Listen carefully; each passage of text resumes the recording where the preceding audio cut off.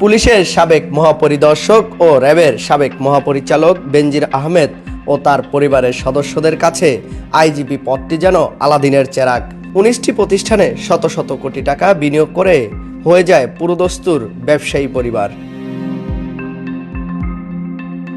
দুদকের অনুসন্ধানে ১৯টি কোম্পানির মালিকানার তথ্য পাওয়া গেছে বেনজির পরিবারের নামে। পাশাপাশি পুঁজিবাজারে তালিকাভুক্ত কোম্পানি, ফান্ড ও সঞ্চয়পত্রও করেন বিপুল বিনিয়োগ।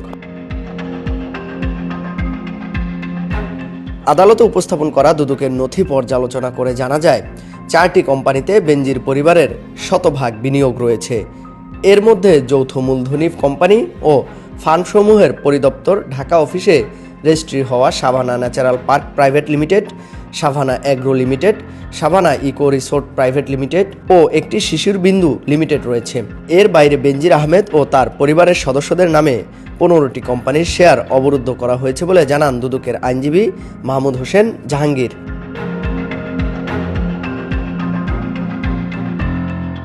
এদিকে বেনজির আহমেদ, তার স্ত্রী জিসান মির্জা ও 3 মেয়ের নামে রয়েছে আরও 15টি কোম্পানির আংশিক শেয়ার।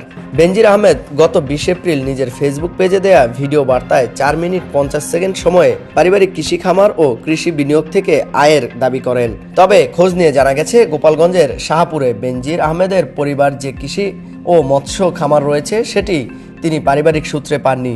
বর্তমানে সাভানা এগ্রো ফার্ম নামের তার কৃষি খামারটি পৈতৃক ভিটা টুঙ্গিপাড়া উপজেলার পাটগাছি ইউনিয়নের ডিমাডাঙ্গা গ্রাম থেকে প্রায় 40 কিলোমিটার দূরে। এলাকাবাসী জানান, বেনজির আহমেদ শাহপুরে 2010 সাল থেকে জমি কেনা শুরু করেন।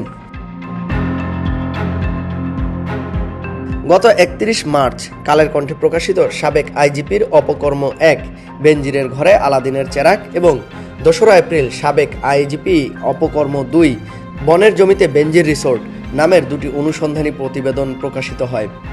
এরপর দুর্নীতি দমন কমিশন প্রাথমিক তদন্তে বেনজির আহমেদ ও তার পরিবারের সদস্যদের নামে কেনা সম্পদের তথ্য বেরিয়ে আসতে শুরু করে।